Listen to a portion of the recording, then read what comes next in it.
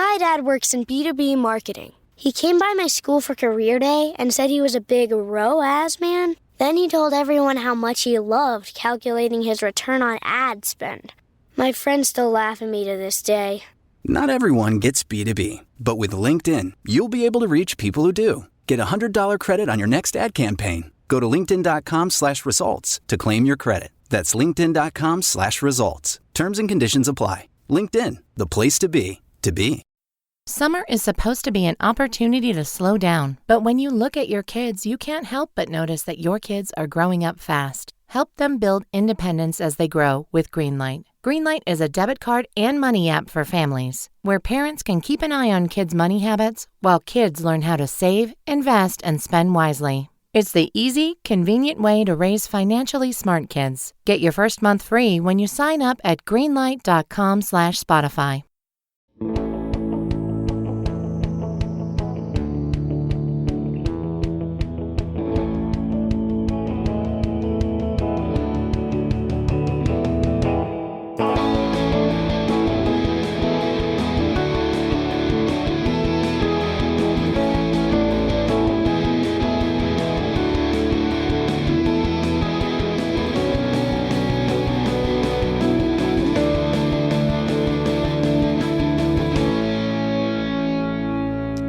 Joe, we are back. We are in Newport Beach. We took a little bit of a summer break.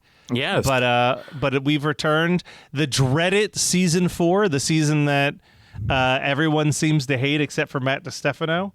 And yeah, I watched the first episode of this season, and it is exactly, it's making me start to feel how I felt. Yeah. I mean, I'll say that I don't think this is a good episode, but... Wow, hot takes. We've been gone for a minute and all the hot takes already. I think that there's some really funny parts. I think that there's some really sweet parts. I also think that there's like way more, I don't know, space for campiness. It feels like a much campier season than all of the last season. Okay. But we'll dive into that, right? So this episode starts off...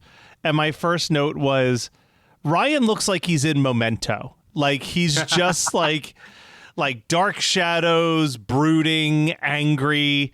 And I'm like, okay, so he's going to kill somebody. That's like the vibe that we're setting up here right out the gate. Like you didn't have to tell me twice.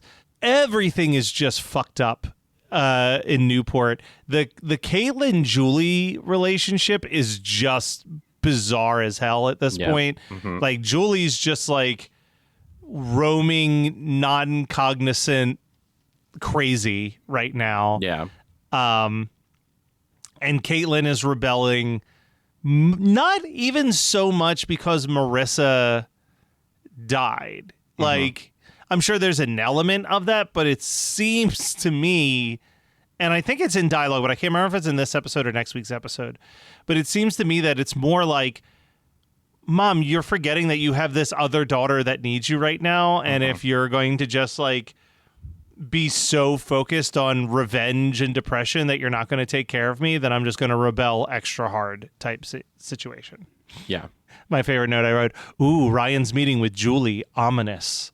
Which like, but that's all in the first like minute of this episode, really. They just like hit us with all this and then we do a time jump back a little bit. 36 hours to be exact. 36 hours in the past. And here comes Seth Cohen on the phone to give us all the exposition we could ever need on where everybody's at.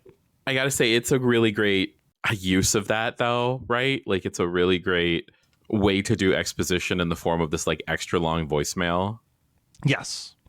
And it's establishing the distance between him and Summer, that he's not talking to her on the phone. He's leaving these, like, essays on her answering machine at this point. I have a question, because it's been a long-ass time since Luke has been in the picture.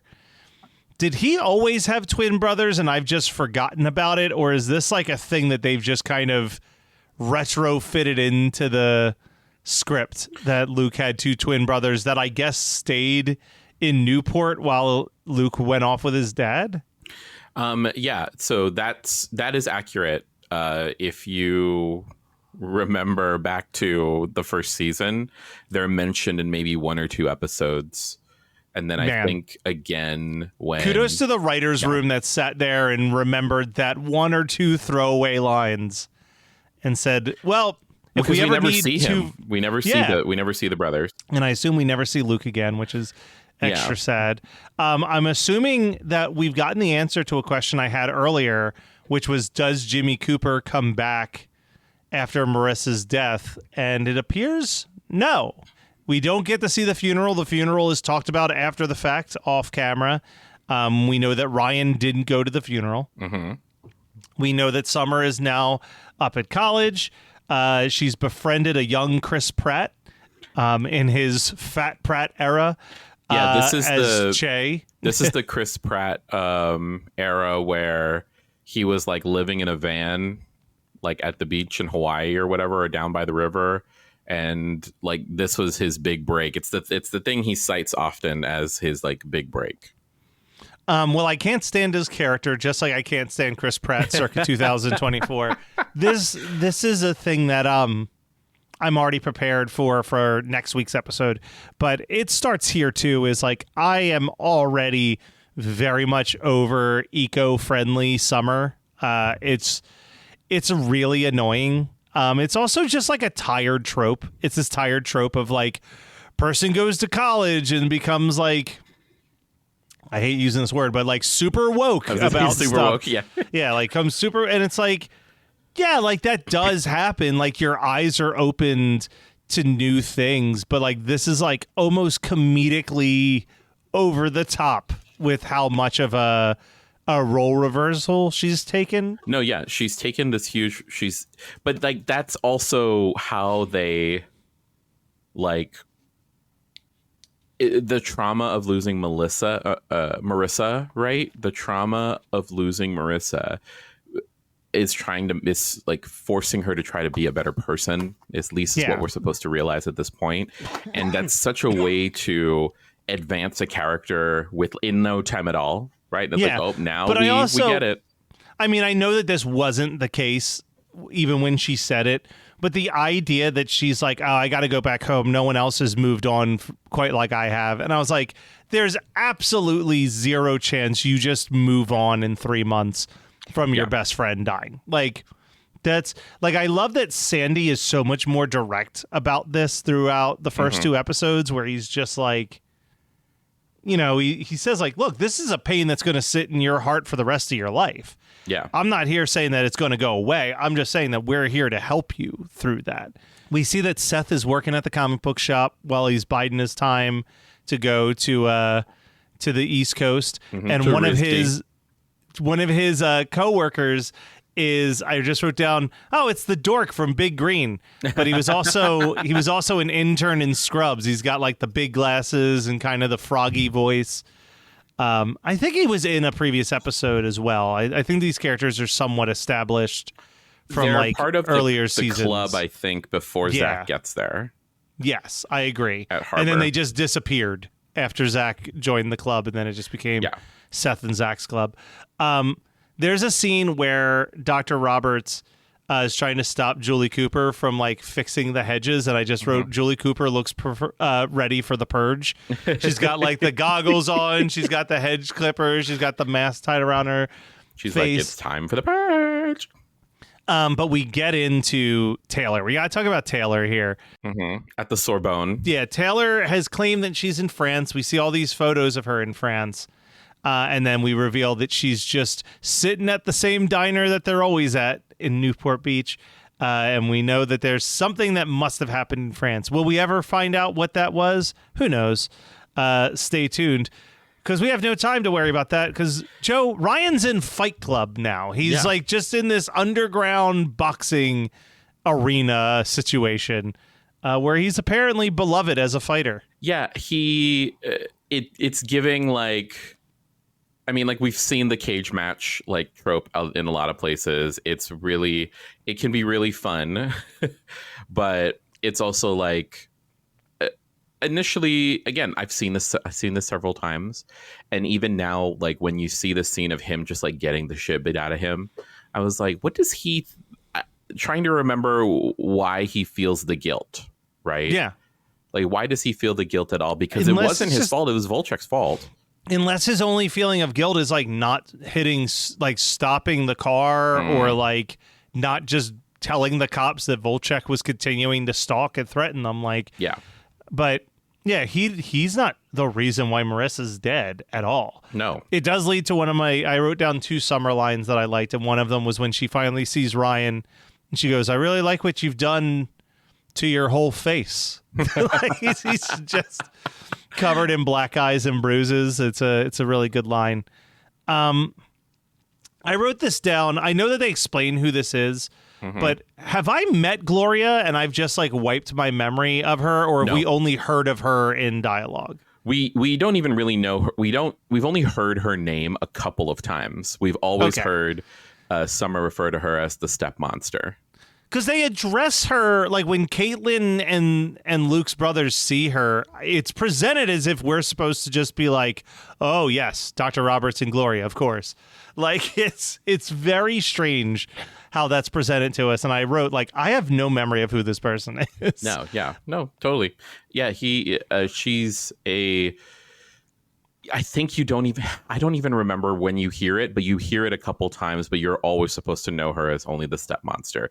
It's kind of like they chose to like actually put a person to the name, but it's like on Frasier when you never see Maris.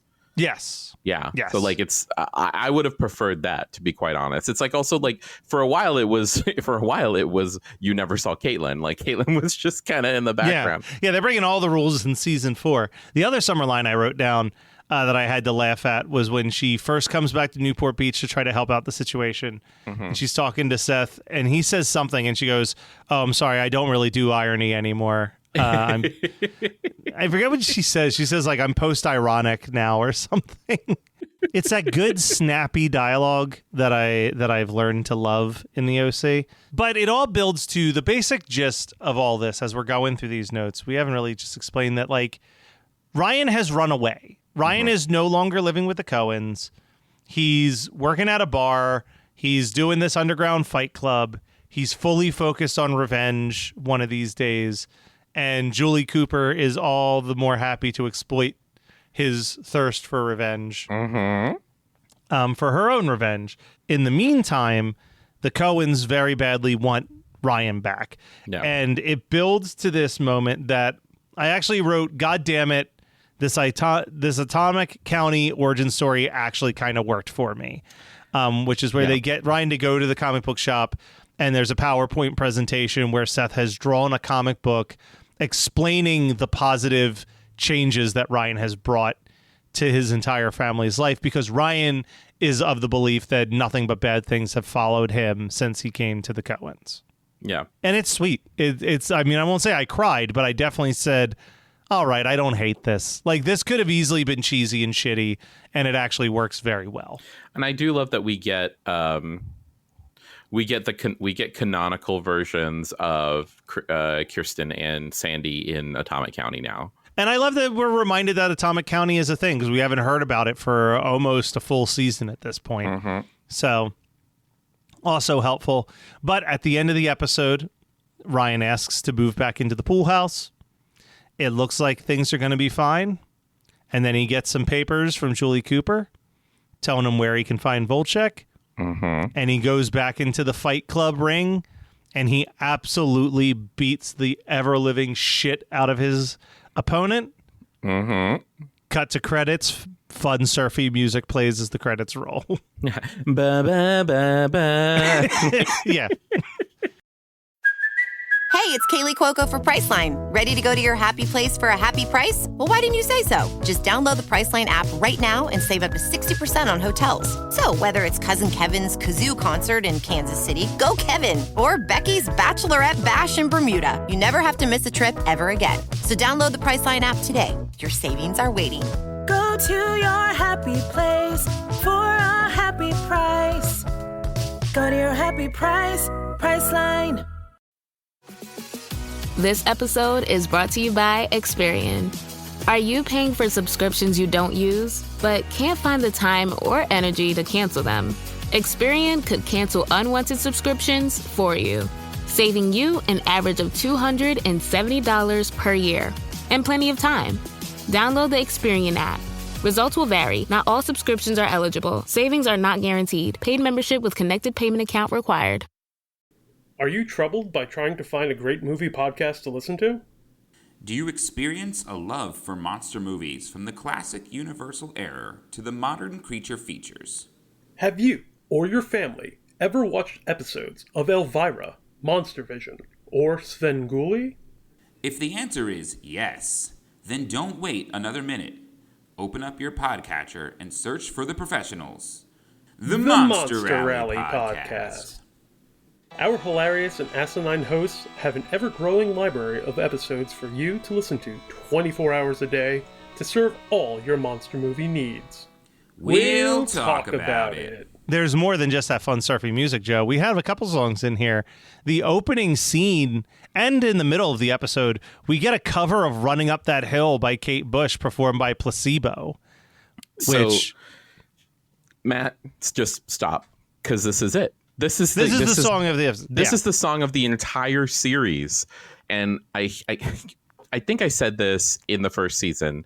I was like, there is one instance there was one episode in season 4 where next to Hallelujah at the end of season 1, Hallelujah, end of season 1, Hide and Seek, aka What You Say, at the end of season 2, and this song are the top 3 instances of music in this series. Placebo, and just like, because and it'll be a recurring theme for the next couple episodes. Like, you see Ryan going to the dark place and it's like ding ding ding ding ding ding, which is like crazy because like this is a cover of a song that is arguably more popular now at the time that we're recording these podcast episodes than when this show aired. Yeah. Like at the time that this aired, this was a very obscure cover song. Yeah. And now it's like an inescapable hit thanks to Stranger Things. But I will just shout out, I agree with you. I also wrote that down as a song of the episode. Just a quick shout out to some of the other ones that showed up. Song for Sunshine by Belle and Sebastian plays when Seth is working at the comic book shop. Mr. Blue by Catherine Ferry plays when Summer returns to Newport. And at the very end of the episode, Keen with A Bad Dream plays. But yeah, it's Running Up That Hill. That's all you really need. It's so like, I remember it came. See, the thing is, when I rewatched this in 2020, and then season 5 of Stranger Things came out in 21, right? Yeah. Yeah. I was like, oh, fuck. Like, I love Running Up That Hill. And then there's like 2 to 3 covers of Running Up That Hill that I really like. And this is one of them because it's just so... It's a good cover. It's a really good cover. And I love covers, and the reason why is because I love different interpretations of the same text, because you do get something from it, or it's, emphasizes something differently.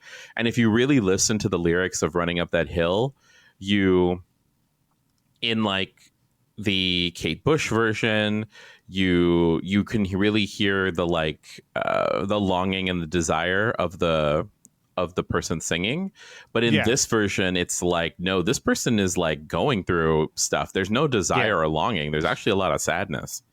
Yeah, no, 100%. I think you're absolutely correct with that. Joe, it's been a while. I mean, it's been a while since we've recorded. The audience has even been with us for once on a break, but we are back. And I got to tell you, I had something written down for what was going to be my pop culture thing. And then last night, I saw a documentary had dropped on Netflix that I had heard about for almost a decade, and I finally watched it. Joe, have you ever seen Tickled? No, but I know it. Yeah. I've been afraid of it because it feels very internet creepypasta. It kind of is. So it's a documentary about this New Zealand pop culture writer who actually... most people might know. I forgot that this is what he was associated with. He did The Dark Tourist. Oh, good. Okay, I like that. I like that show. Yeah. So he and like basically he talks about how like his whole thing in New Zealand is he finds these weird human interest stories, and he does like a deep dive. into it and tries to do like a nice article or maybe a newspaper thing about it. And he discovered this organization that was putting on what they called competitive tickling contests, where young athletic guys would be handcuffed to a bed while other young athletic guys tickled them. Yep. And he posted a thing just saying like, hey, I'm a journalist in New Zealand, would love to learn more about this for an article. And instead of like getting a no or even just like being ignored, the organization wrote back a very public, like homophobic rant about how like they know that he's queer and they're not going to let any queer guys ruin the masculine sport of competitive tickling, this crazy thing. So he starts digging deeper and finding out that whoever's been making these videos basically blackmails the people who are in them. And he's like, I can't figure it out because everything's on public stuff. It's on YouTube, it's on Vimeo, it's on Dailymotion. Like, it's not behind a paywall. But they'll like, let's say Matt Kelly participated in a tickling video, and then I had a regret about it and said, hey, I don't want you to release that tickle video. This organization would go out of their way to buy like MattKellyIsTicklish.com, MattKellyLovesTickling.com, and just like flood the SEO so that anytime you Googled my name, the first thing that would come up is this video of me being tickled. They would email their employers with the video. Like they would just like, if you had the audacity to not want to partake after you've partaken in it, they will go out of their way to ruin your life. And like, it's him like diving into like, who's behind this? Why are they doing this? Like trying to solve it. It was captivating. Like every twist and turn, I was like, no, like it's crazy. So highly recommend. It's a nice like 91-minute doc. It's not horror, but man, does it make you feel like you're watching a horror movie. Yeah. Like you're just like, this is so uncomfortable. And like the whole time Barb kept asking me like, would you do one of the videos? I was torn because they pay them $2,000 a video, and like $2,000 a video to just be tickled for an hour feels like some easy money. But I mean, you know, Les Miserables, easy money lying on a bed, but you know. Yeah. But yeah, highly recommend. How about you, Joe? What is like the big thing that during our break has just like lived rent free in your brain? Lived rent free in my brain? Oh my God. On a whim, I was just like, you know what? I think I'm going to start The Acolyte. And I still haven't started it. I'm going to probably watch it this week while I'm house sitting. Okay, so The Acolyte, right? It's a new Star Wars television show on Disney Plus. Highly divided Star Wars content, very, for sure. Very much. I'm a person where it's like I like Star Wars as a kid. I was a Star Wars fan, but I was a fan of the movies and the prequels and, you know, like the Skywalker saga. Yeah. As far as the TV shows for Star Wars universe, I've not seen anything. So I've not seen The Mandalorian. I've not seen Andor. And I know that these are shows that I would enjoy. Those are great. Yeah, you should definitely watch those. But continue. But like what I also love is like, you know, one of the reasons why I love the Star Wars is I love like Jedi lightsaber fights. Like, come on, space swords, give me a break. And so I was like, okay, I'll watch The Acolyte. It looks like it has a decent amount of action, and you know, looks like it's gonna be a fun little like whodunit, very like it's very like Mayor of Easttown, but but like in the Star Wars universe in the High Republic. And like I still don't know how to feel about it. And I hate things that make it one of the reasons why I don't like I'm not getting into like Doctor Who, right, is that it's just been going on for so long. There's too much history. There's too much history. And with Star Wars, it feels that way because there's been books for decades. Like there's been an entire like lore about the universe for so long. I feel like we're also, and this is just like modern everything now. Mm-hmm. It is so rare to find anything that you want to watch that doesn't feel like it comes with a homework assignment before you can like have the entry into it of like, you know, knowing who the person is on the post-credit scene or whatever. Like it's just like you feel like you have to know everything, and if you don't, then you feel like a big dummy, and like no one likes feeling like a big dummy. So you just kind of go with it. It's a very stressful time to be a fan of fan stuff. Yeah. But The Acolyte, because Manny Jacinto, who is in it, is the hottest man on the internet right now. Step aside, Pedro. Like, it's just, like, he's always been hot, but I think what's getting me is, like, if you attach a beautiful face to a good voice, like, I don't know if you feel the same way, Matt, but like as a podcaster, right? Like a voice does kind of matter. Like, I'm an elder millennial. So at this point, so I feel like when people when I was like messaging intensely with guys on the internet, and when people weren't freaked out about like having phone calls, I always love to have a call before like a first date, because you want to see, I want to know what the voice sounds like. Anyway, so is it worth watching The Acolyte, do you think, or where are we at here? I want you to, when you watch it, you let me know what you think. Because, so here's the thing. So you want me to tell you if I think it's worth watching the show that you've already watched? Well, Matt, here's the thing, is that it's only 8 episodes. And so when you start house sitting, you'll probably, by the time you get there, you'll be there, because it's a Tuesday release. So if you're still there on Tuesday, you're going to be able to binge watch the whole thing. And they're just like, 30-minute episodes. Okay, that helps, because sometimes those shows are like hour-long episodes, and then I'm just like, don't have the time, don't have the energy, don't have the interest. We'll say we get fucking Carrie-Anne Moss, like Trinity is a fucking Jedi Master. Love it. Okay. Actually, the one thing that I read about The Acolyte was that when they were working with Carrie-Anne on her character, basically they wrote and conceived of the Jedi Master that she plays as basically the Jedi version of Trinity.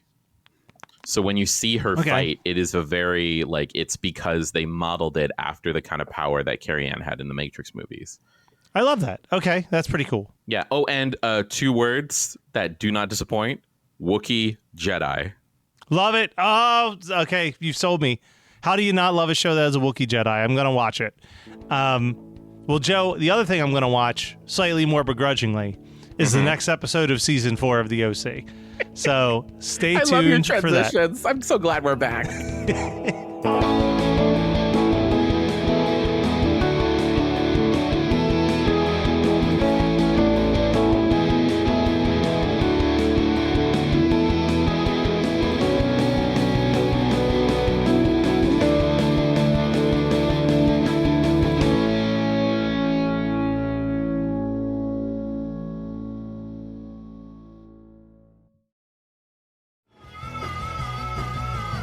You're listening to the Geekscape Network.